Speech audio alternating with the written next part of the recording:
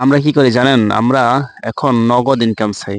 যে জিনিসটি আমাদেরকে নগদ ফলন দেবে আমরা ওই জিনিসটি ব্যবহার করার চেষ্টা করি। যেরকম দেখেন যে আপনারা দেখতে পাচ্ছেন যে আমাদের সামনে যে জাম্বুরা গাছটি, এটা অনেক বছর আগে হয়তোবা দাদারা লাগায় থেকে গেছিল।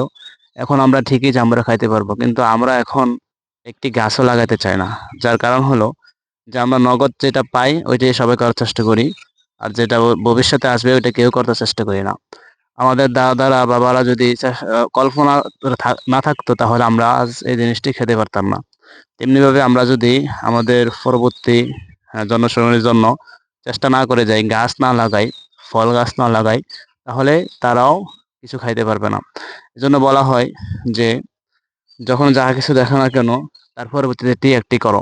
তো আমাদের এই ফল গাছের পরবর্তীতে যদি আমরা একটি ফল গাছ সুন্দরভাবে লাগাইতে চেষ্টা করে লাগাইতে পারি, তাহলে দেখা যায় তারাও আমাদের জন্য দোয়া করবে। যেমন আমরা এখন তাদের ফল গাছ লাগানো থেকে ফল খাই, শরীরে একটু শান্তি আসে, আমরা মন থেকে দোয়া করি তাদের জন্য। তেমনি আমরা যখন কিছু করব, গাছ লাগাবো, পরবর্তীতে যারা আসবে তারা অবশ্যই আমাদের জন্য দোয়া করবে। আপনারা দেখেন যে কি সুন্দর একটা ফলন গাছ, জাম্বুরা ফল, শতে শতে ফল ধরে আছে।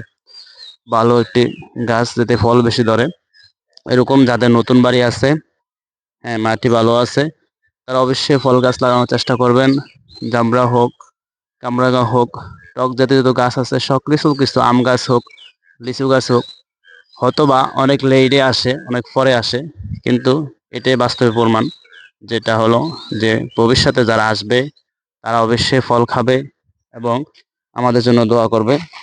এই বিষয় নিয়ে আজকে আলোচনা হলো। যে কোনো দেখেন সামনে কাঁঠাল গাছ আছে, বাড়ির ঘর সুন্দর হলো, যে বাড়িতে সুন্দর সুন্দর ফল থাকে, ফল গাছ থাকে, ওই বাড়ি খুব সুন্দর দেখা যায়। দেখেন আমাদের এখানে দুইটি ফল গাছ, দুইটি জাম্বুরা গাছ আছে, যেটি একটি হলো রাস্তার সাথে মসজিদের পাশে, এটা তো অসংখ্য এবার জাম্বুরা ধরেছে, এবং ওইটি যেটি দেখাইছিলাম এটাতে শতে শতে ধরেছে, গনার বাহির। আল্লাহ হাফেজ।